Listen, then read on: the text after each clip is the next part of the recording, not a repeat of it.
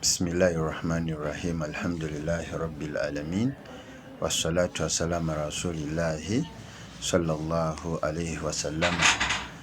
Abatula mwenna buli kaseera tutandika n'ekiramuso kyaffe ekirungi eky'okubagaliza emirembe. Allah kyatusiimira ti assalamu alaykum wa rahmatullahi wa barakatuh. Wa alaykum assalam wa rahmatullahi. Alhamdulillah, bwe mutwala ne sheekhe tuba tuzeera mu byafaayo nga bwe twagamba nti mu butuufu tulina okutunuulira ensibuko y'omuntu.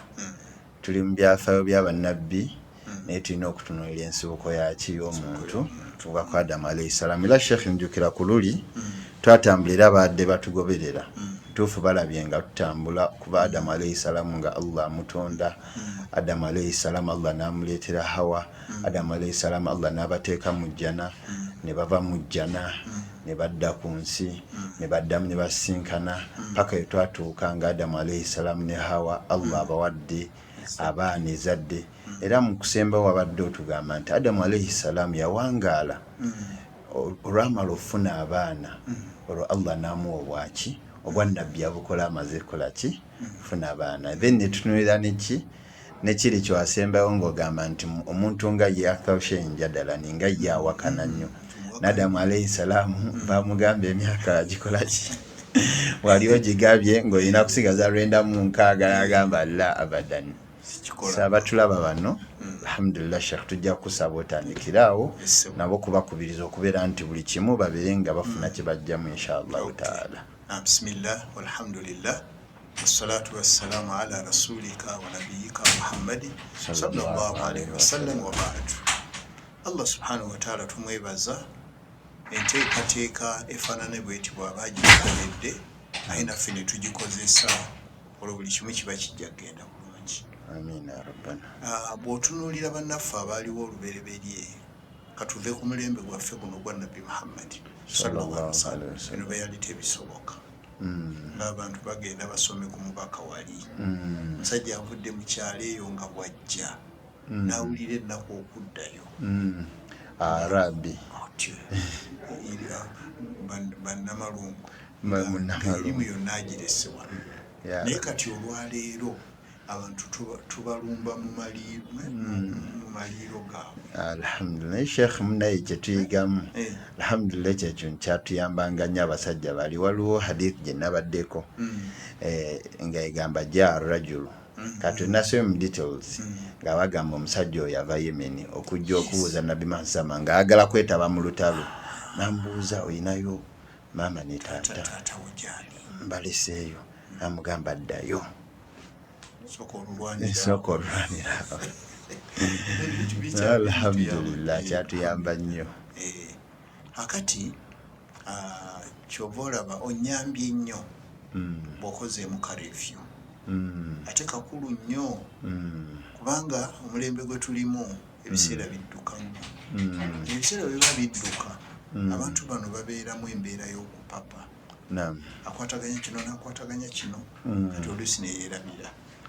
Era okwerabira okwedda tekufaanana kuno. Ebiseera bwe biba bidduka nnyo abantu beerabira okukamala. Ennaku zino abantu beerabira nnyo okusinga edda.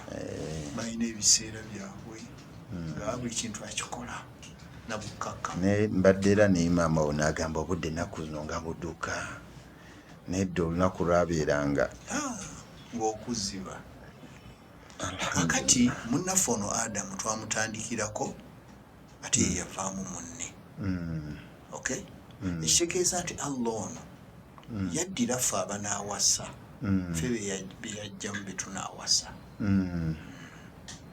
Abanaawasa ffe be yajjamu be tunaawasa. Kati bw'otunuulira oyo gw'ogenda okuwasa nga bamugjamu ggwe kiba kitegeeza nti olina kumulumbirwa nnyo nnyo. Wattakunnisa. Ekirala nabo bwe yava mu bibirizo n'omulwaka omukyala n'alabika aba munafu, naye ate Allah naddira n'amuwa emirimu egy'okukola nga yasinga omusajja okukola emirimu. By the way nabadde ku ekyo okumanya omukyala abakyala bamaama twabadde nga tuli ku sharo ya hadith eno manna haqqu nnasi bihusni anigwe nina okusinga okwagala ennyo n'agamba ummuka thumma ummuka then sheikh yabadde agezaako explain n'agamba omukyala akola emirimu mingi asooka n'abeera n'omwana mu lubuto n'amala omwana ate mu kumuzaala abeera either death or kubeerawo n'obutabeerawo kuba ebeera jihadi yennyini then ate omwana olufuluma n'abeera musanyufu n'ayonsa then omwana era olutambula n'asanyuka nnyo omwana watandika okusoma oyinza okulowooza maama yasoma yazuuka 11 so omwana ate era newakula mu kuwasa era mama wallahi Mungu abakyala banjawulo nnyo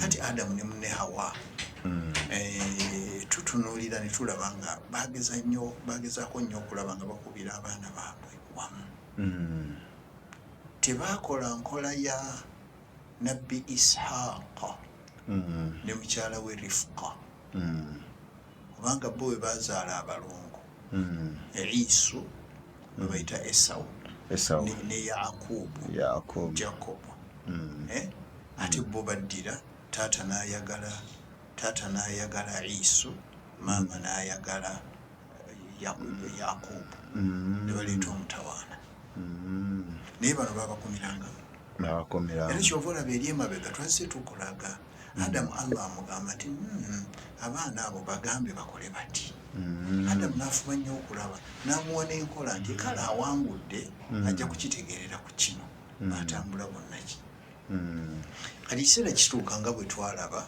Adamu n'aweza 960 years of age imagine ono tewali asobola kugituusa kituufaana n'okweza 5 alhamdulillah kweza 6 alhamdulillah era nabbife yatwala atingirawo yatuyamba enaga nti amaaru ummati fena tukitegeera ya rabbi kyokka shekhe ekyewuunyisa ku nsonga eyo olaba ffe ab'enkaaga tulabanga obulamu obuki naye kati oli yawangala emyaka 96 ng'ali mu nsi munsi naye nakyo yakirabanga ate nga n'ebiseera nga biwanvu kati bwe kuba kuwangala kwa leero ebiseera bimpi naye ate n'owangala 60 years wakati wa 60 ne 70 kati olabanga ebintu biba byanjawulo nnyo kati at 960 twalabanga Allah yatuma malakul maut alumba omukulu ono amujjukize era nagano wali wagagaba then awo wayogera nawo n'ogamba nti naye Allah namuleka namugamba muleka amaleyo 10 n'olijjamu wa Dawudi alayhi salamu jamwongera anaage aweze 10 era Dawudi aweze 10 era seeko okumanya obusiramu buno bulungi ne bwogenda mu kitabo kya Ibn Kathir bwe yali atulaga ebyafaayo by'abannabbi nasangamu hadithi ng'eyogera ku buwangazi 2 nga zoogera ku buwangazi bwa Dawuda naye ng'emu egamba nti Dawuda yawangaala emyaka 6 ate ng'endala egamba 10 wakati bw'oba tosomye ebyafaayo oyinza okulowooza nti waliwo contradiction ate nga tewaba tewali just kumanya nti ono yali atulaga emyaka gya Dawuda gye yayina nga tebannamwongerako bwe bamwongerako naweza emyaka 10 Allahu akbar nengamba okusoma kuno kulungi kituufu kati Adamu yeeganye tagabanga myaka Allah fenna n'atufuula beeganye kubanga kulluna min Adam wa Adam min turab kakati era abasajja nakugamba abasajja batuulawo mu Sudaani nga bavudde Netherlands Germany ne France nga baagala kunoonyereza ku aya ya Allah wali waagambira nti inna mathala Isa inda Allah kamathali Adam khalaqahu min turab thumma qala lahu kun fayakun nebagamba khalaqahu min turab naye nga balaba mubiri guno nebagamba no Isa type tukinoonya ne bajja bagigundi bagikolera Obusulaani ne bakwata ennyama y'omuntu ne bagifumba nejja nnyo, omanyi bwejja ennyo okutuka bateeka kasengejja kati eno residue ng'amazzi gamaze okukka nga soil. Ya Rabbi. Ate ffe abaddugavu tetwagala bikola. Naye wallahi okumanya Allah nga agenda kuwa hidaya agikuwa era tulina kumusaba alihuda wattuka. Pasiteri banoonyereza olumala ate ne bakkiriza, olumala ate ne baddayo nga tewali kye bakyuseemu. Nga naate bakkiriza. Ekisinga okubabuza kyekigambo kirina ennyukuta 6. Bakiyita nature. Wewali problem kubeerwa. Buli kyomugamba that's nature. Awo bwe butonde. Mulira that's nature. Kati awo wabulira. Naye nga banoonyereza ebintu ku Busiraamu byonna ne babisanga nga bituufu. Ng'ate Allah yayogera khalaqahu min turab, ate bo balaba mubiri. Ne bagenda ne bafumba finally ne bakituukako. Kati Adamu alayhi salaamu bw'amala okwegaana ffenna tuli beegaanyi.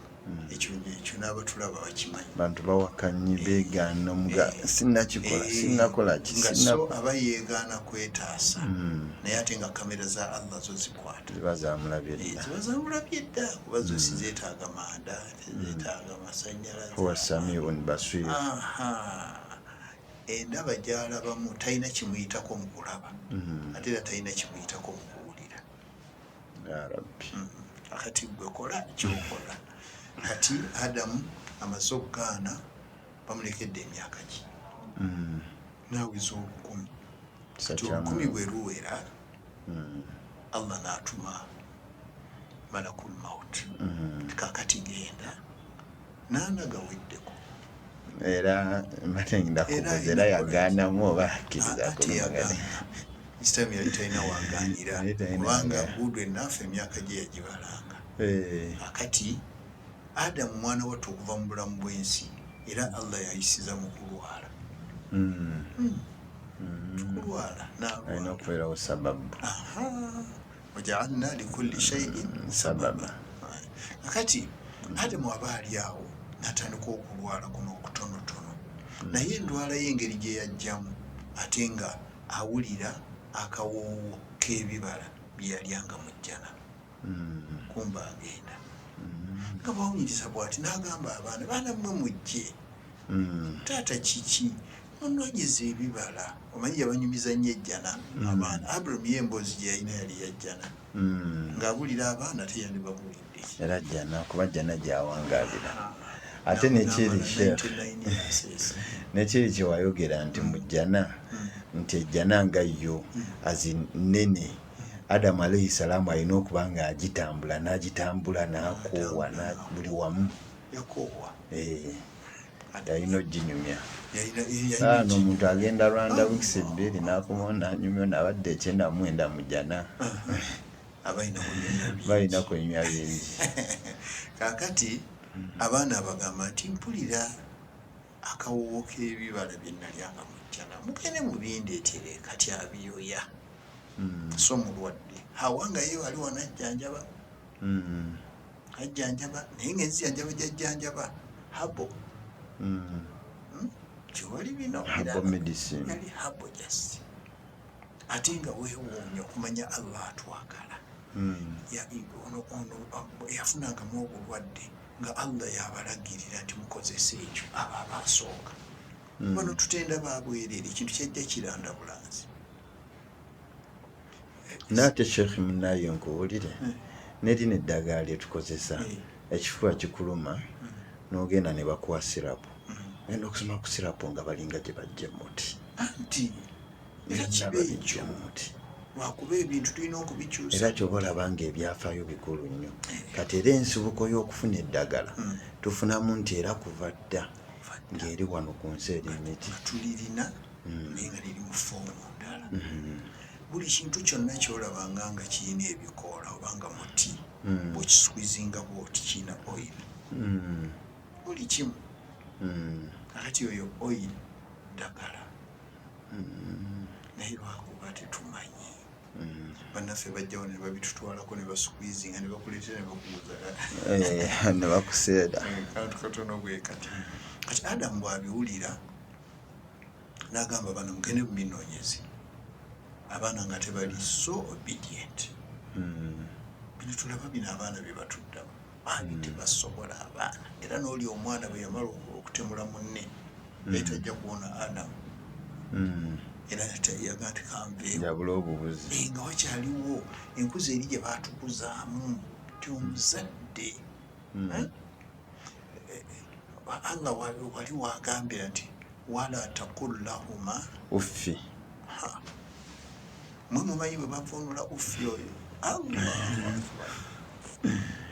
kati abaana baali bamutya ne bagenda ne bakomawo taata tetubiraba n'abagamba muddeeyo gundi akawowo nkawulira muddeeyo ng'abaana batambula buli lwe batambula bongerako ku distance kaakati ono yagenda agonda maama asigala wano najjanjaba abaana bakomawo olweggulo empentuyo bazisaza bibatu taata munnaye tetubiraba okutuusa ekiseera lyekyatuuka abaana bakeera ku makya ne batambula bagende taata alagidde naye baabali eyo wala eyo ne basinkana abasajja nga bakutte ensuuluulu enkumbi ebitiiyo n'ebirala ebisima ne bababuuza baana mmwe mulagawa ne bagaa nti bannange tugende eyo tunoonya taata ebibala ayina ebibala byawulira abyagala naye agambye tubinoonya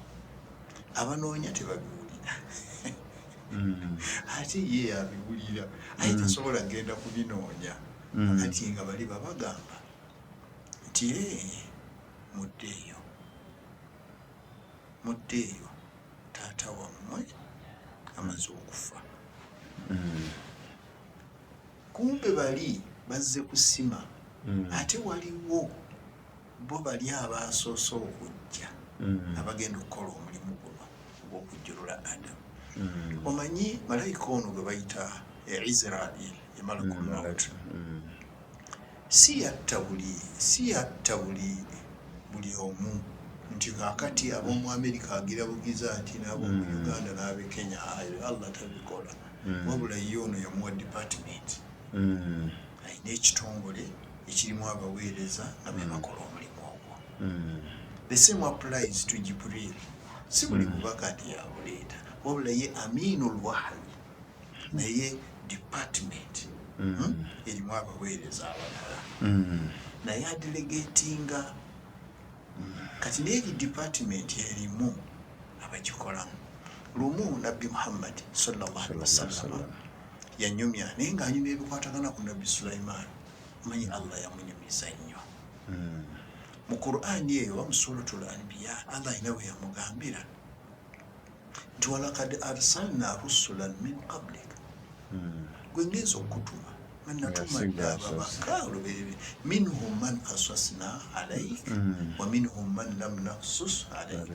kati mbadde ngendereramu ekikyenda ayina bye yamunyumizaako ayina batamunyumiza that is why bw'ogenda okutunuulira owekitiibwa Muhammad sallallahu alaihi wasallama yali alina waatudde Madina mukwano gwennyo mumanyi apart from Abubakar mukwano gwennyo Jibril no si mu bantu mu bantu na mukwano gwennyo omusajja oyo seekamuza ngenda mumwogera ate omumanyi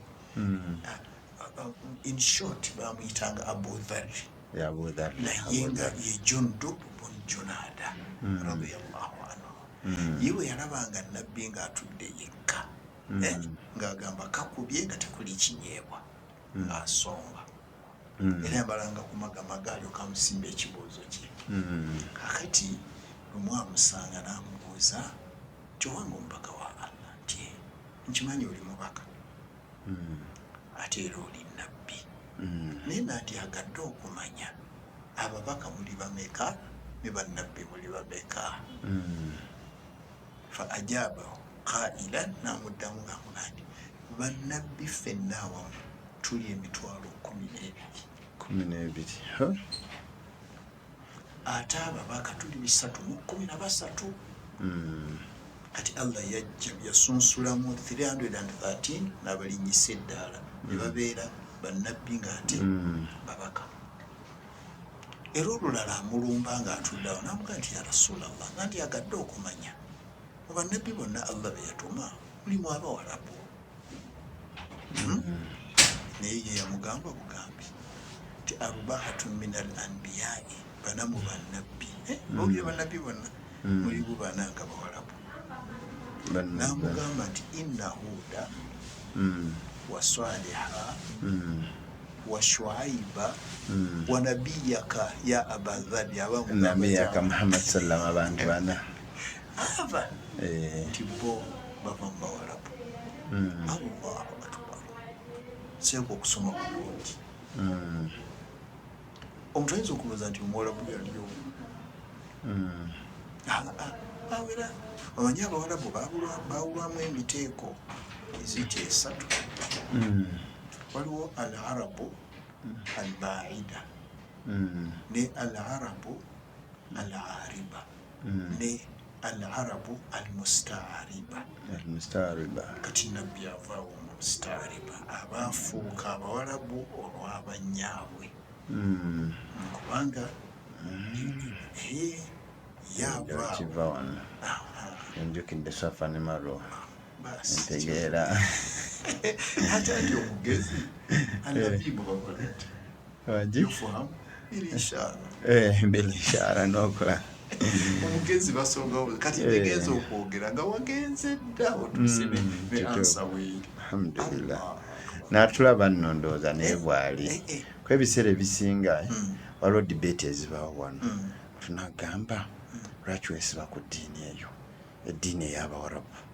Abarabu be bagireeta n'atamanya nti nabo tebaalina Bawarabu bennyini nabbi yennyini nti ali Mwarabu ddala piwale nti Mwarabu ye aslan hatta n'Abarabu bannabbi bali bana abasinga bonna abaali ku ddiini eno y'Obusiraamu bonna tebaali Baarabu.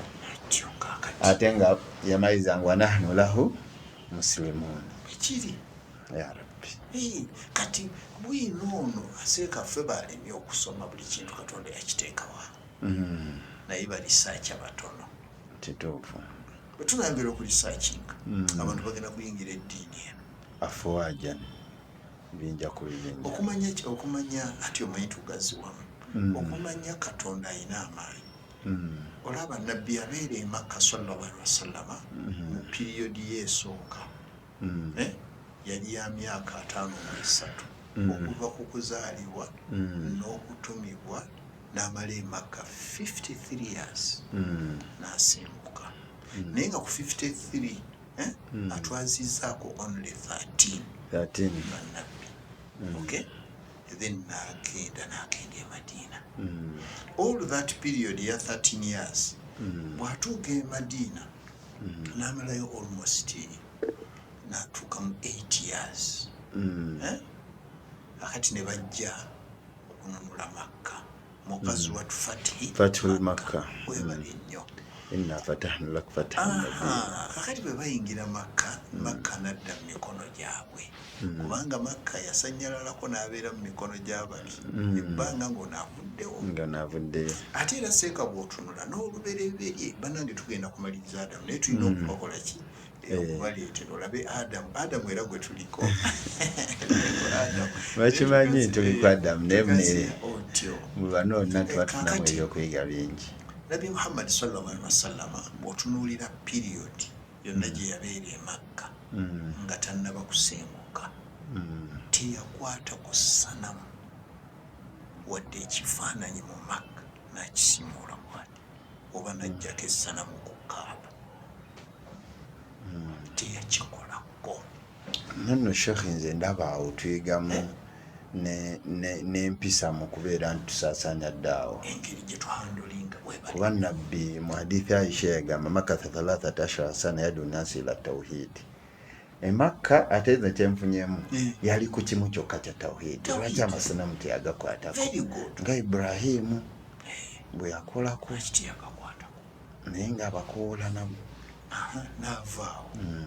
Allah namugamba avaawo ne basigala ne bacacaja n'amala eno 6 years najja mu mwaka ogw'omukaaga n'asibira e Hudaybiya era waliwo suluhu Hudaybiya ogiraba nakkiriziganya n'abasajja nga tebamunyigiriza addeyo Sheikh tujja kuleeta ogazi abantu wanja waliwo ebyokuyiga bingi saba Allah atuwa obulamu twongere ku budde inshallah kati avudde eri azze n'asibira e Hudaybiya tagenze bamuganye naddayo naye nga bamugende umura ogenda gikola mu mwaka ogujja umratul qada omwaka ogw'omusanvu naye bwe yajja n'ayingira Makka nga bamuwadde ennaku ezi bo ne balinnya ku nsozi ate gwe ensozi ne bwenzogero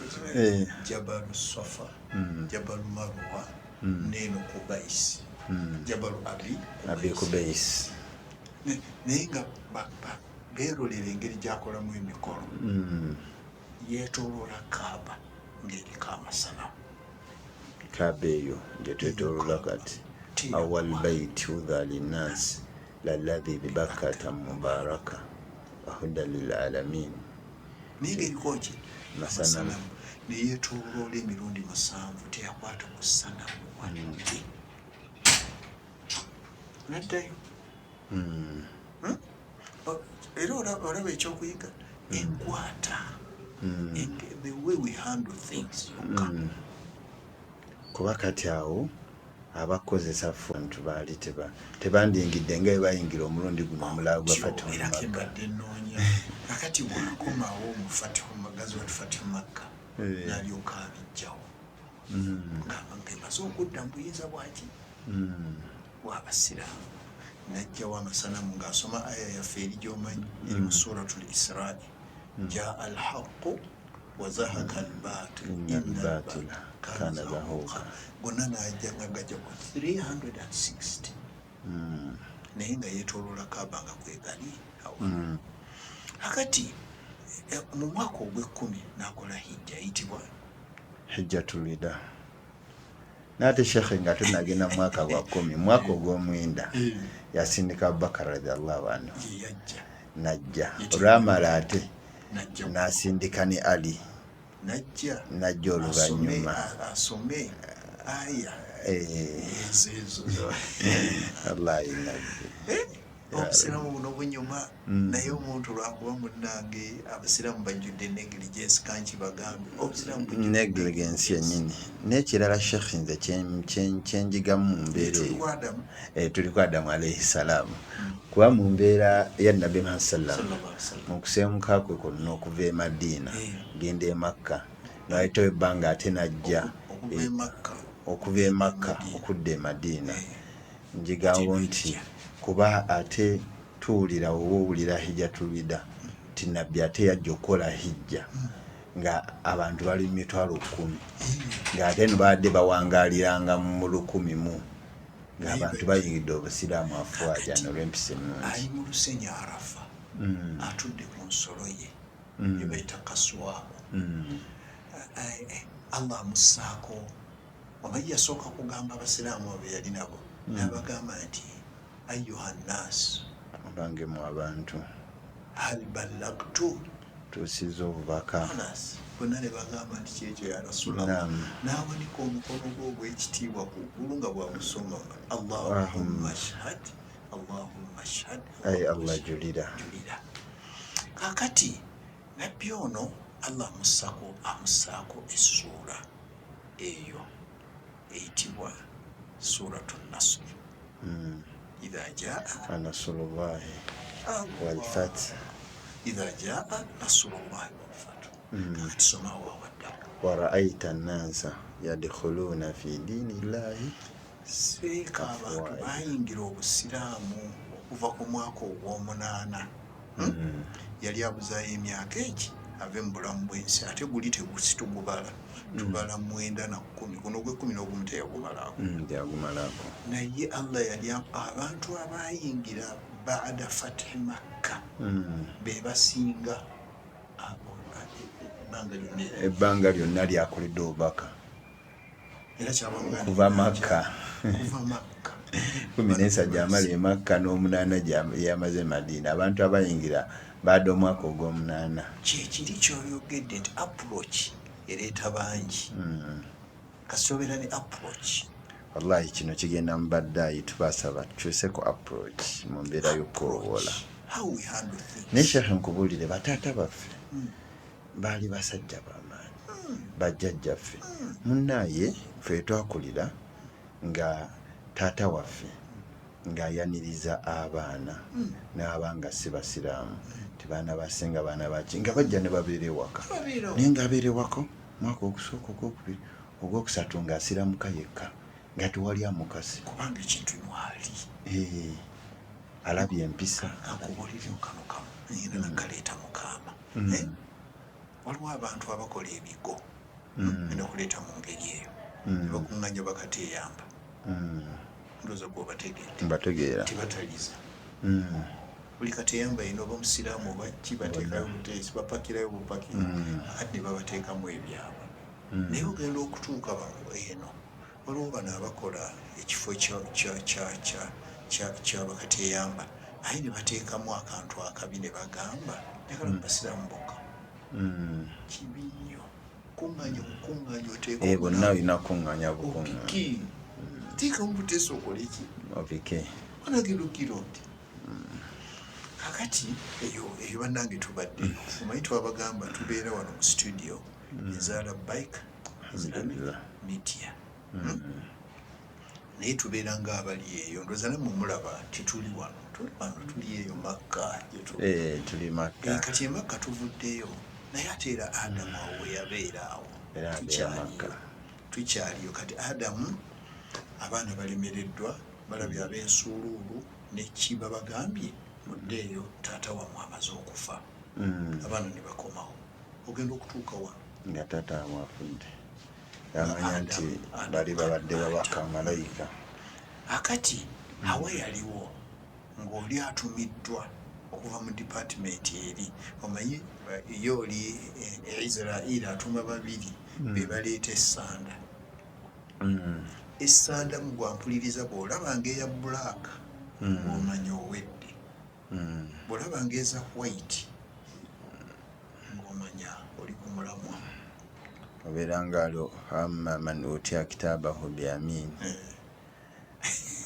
nti olifuna ekitabo kyo n'omukono ogwa ddyo. Kati n'essanda wafuna enjeru. Alhamdulillah. Olaba black ke kano kasimayiro oluusi omuntu afa bagamba taata yafudde naye ng'alina kasimayiro. naye ate taata yafudde nga saba Allah tuwe enfa ennungi ya rabbana atutte nga tusiimye. Kati Adamu abaali awo n'alengera omugenyi we ng'ayingira n'agamba Hawa sooka oveewo nfunye omugenyi wange sooka oveewo. Hawa n'agamba ongoba kuki nja kubeerawo. N'amuddamu emirundi 3 Hawa n'alemerawo n'amugamba Hawa nze nakusooka okutondebwa kyenkugamba nkimanyi sooka onviire. N'agamba oyo musajja akambuwadde n'ava olwavaawo oli omukulu n'ayingira n'amuwa amawulire essaawa ewedde. Kati ono yajja oyo ye ajja on time bali bajja in time. Bajja ng'obudde bukyali ne bateekateeka essanda ne bazanjuluza bati. Akati oli ye bwajja ajja on time mukadde kennyini n'akuwula omwoyo gwa Adamu aguyisa wano mu kawompo agujja eno nga gujja gusiibula ebiyungo paka lwegufulumira mu kawompo naye bwagukwata bw'ati tabandaala nagwo nga aweereza abali wali emirannamiro nga bazimbako safaari abakutwala balekawo ya rabbi. Sheikh kyekyafaayo kyadamu mu mbeera eyo situation yandifaanaganyizaamu nti nno ffenna era yenkola yemu. Tegeeza eri aya inna alladhina qaalu rabbuna allahu thumma istaqaamu tatanazzalu alayhim almalaikatu ke kaseera alla takhaafu wala tahzanu wa abshiru biljannati kuntum tu'adun. Ke kaseera ya rabbi akaseera ako Allah mu Qur'ani akwogerako ndowooza suratu ekimu ku bibiri ojja kunzikiriza eri either kaf oba wakira. Kati gwengenda kusoma aya okiba Allah agamba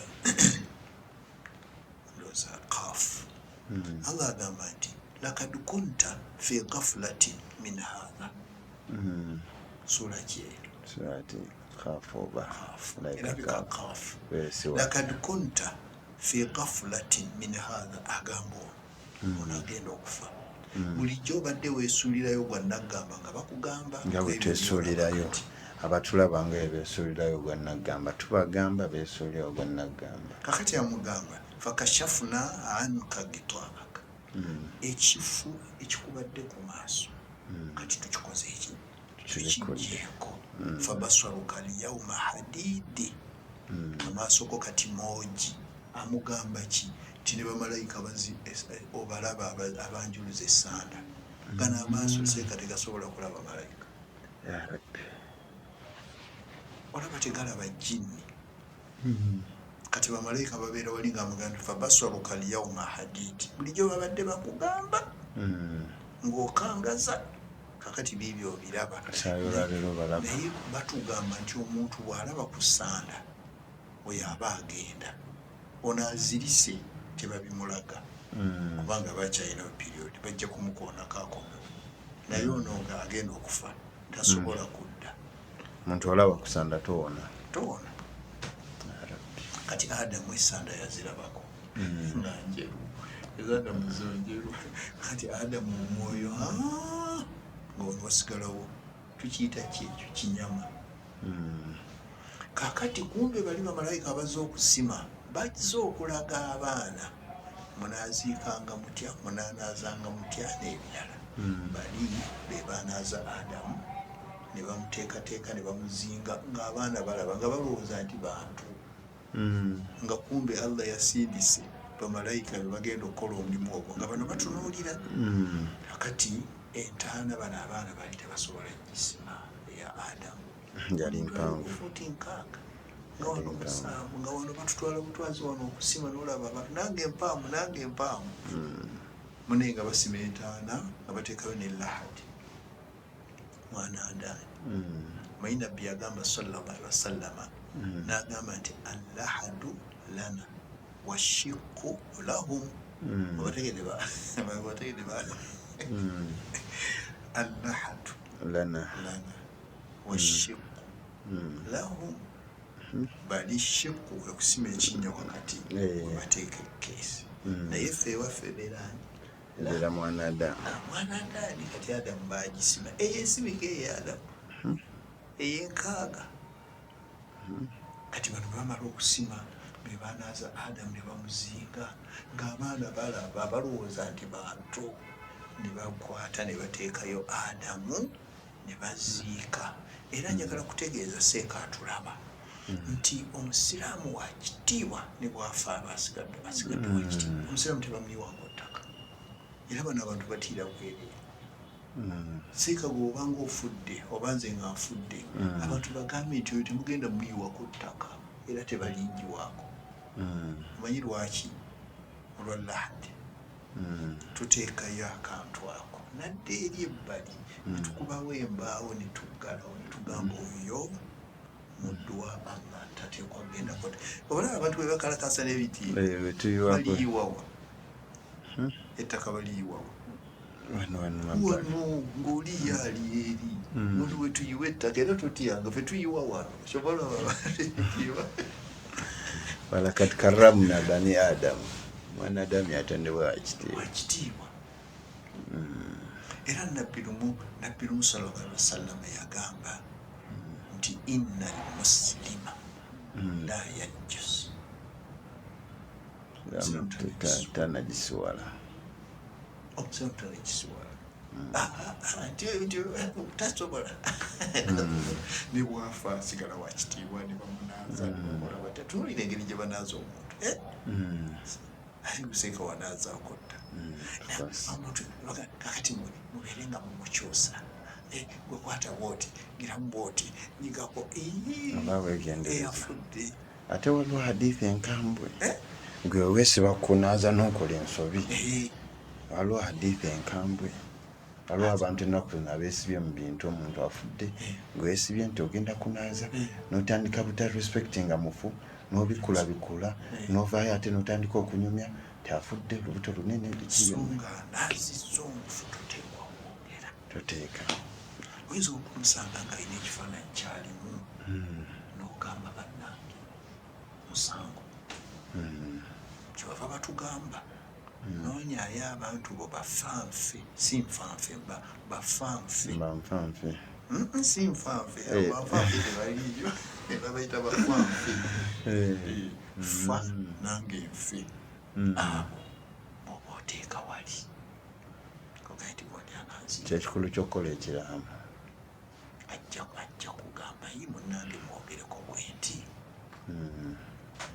Ffe twaliwo twagenda okuziika abanaaziiza najja ng'asamasama kankyogere kiyinza okuyamba abantu.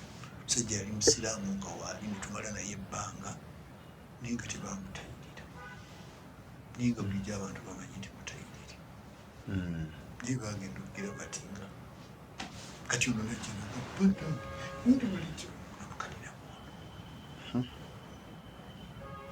Ya Rabbi. Yakola omusango munene nnyo. nnyo. Onjumya byaki? Tolaba kaseekamu abakirabya mugamba nti omukyala asobola okunaaza omwami Bwekiri. n'omwana bw'aba muto atannaweza myaka nga tikiginyimuse taata osobola okukola ki nga muwala osobola taata omunaaza. ebintu byonna birimu hikima. Omusajja omanyi senga katonda abantu yabawa ebigambo. Okimanyi nti ekigambo hikima abantu kibazunza okukiteeka mu Luganda. Hikima ekyaliwera mu Buwarabu abazungu ne bakijjayo nabo ne kibalimu okunyonyola. Abazungu bagamba nti hikima ye wisdom, naye bw'omugamba wisdom kyeki? Naye omusajja omu yavaayo nannyonnyola n'agamba wisdom, kibayita wisdom it is the ability that makes the knowledge you have valuable. The ability that makes the knowledge you have valuable. Basi onoteeka mu Luganda. Adamu agenzi. Adamu akoze ki? Adamu Allah amaze kyokka si yasoose okufa. Olitagamba nti Adamu yasoose okufa, tulinayo aba eyafaawo nga munnamukubye obuyinja Habiru. Era Allah yala ne mu Qur'an omuntu yenna aba asse omuntu aba asse munne faka annama akatala nnaasa jamia. Aya gitandika atya Man ahya man katala nafsa bwagamba bighayri haqq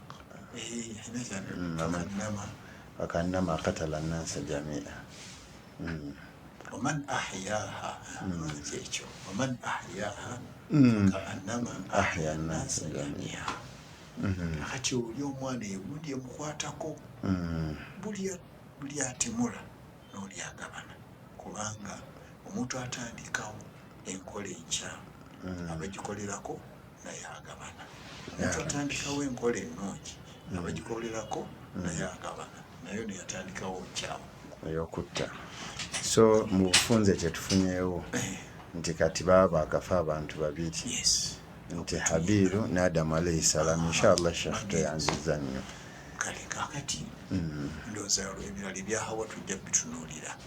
Tubadde ku Adamu nini Hawa tujja mufundikira babe ekyaddirira. Kati bano bwe baamala okuziika bamalayika ne bagamba, omanyi bamalayika bajje mu kifaananyi kya bwe baamala okuziika ne bagamba nti eyo yenkola yammwe gye mujjanga okukolamu. Bamaze obbalaga bagenda okufunula batya abaziisi nga tebakyaliwo nga babuzeewo. Naye Sheikh olaba alhamdulillah tukwebaza, saba Allah yongera okutukumira, nammwe abalabi mwenna tubeebaza. Sheikh tuli mu kufundikira naye tubadde tunuulira ensibuko y'omuntu n'otunulira Adamu alayhi salaam, naye tujjeewo Adamu Allah amaze omujjulula butebe bamuziika tulabye nga mutuufu Adamu nga bwe bamuziika naawe kennyini gwayogera gwandaba gwali eyo Allah bwogenda okulaki oziikibwa.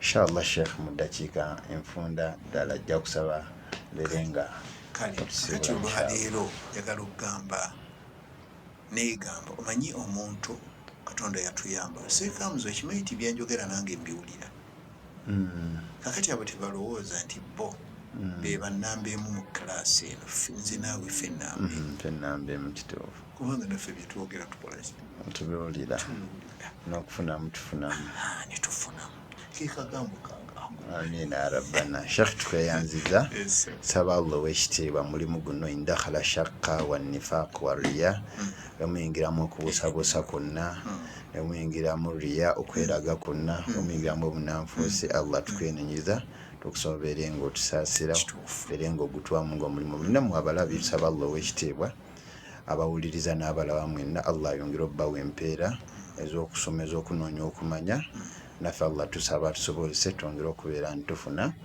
inshallah okumanya kuno subhanakallahumma bihamdika alhamdulillahi rabbil alamin.